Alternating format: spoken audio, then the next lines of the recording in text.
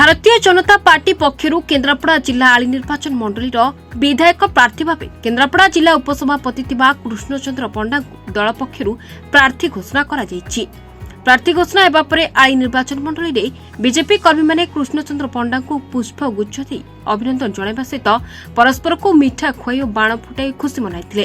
तबे एनी प्रार्थी कृष्णचंद्र दलर सर्वोच्च नेतृत्व को कृतज्ञता ज्ञापन करने सहित आय निर्वाचन मंडल में विभिन्न क्षेत्र होता दुर्नीति को मुद्दा करी भोटर मानक निकट को जिबे भोटर माने मध्य भारतीय जनता पार्टी को समर्थन करिवे बोली आशावादी अछंती। देखंतु प्रथमे मु समस्त भारतीय जनता पार्टी कार्यकर्ता मानकु एवं यशस्वी प्रधानमंत्री मोर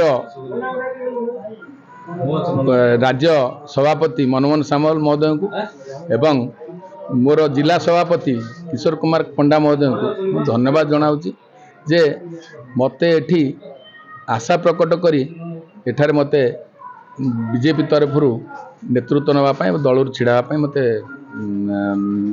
सुजोग देइथवार नारी मानकु जो दियाउची नारी मानकर सुरक्षा एठी से भली किछि ओडिशा रे देखा जाउ नै।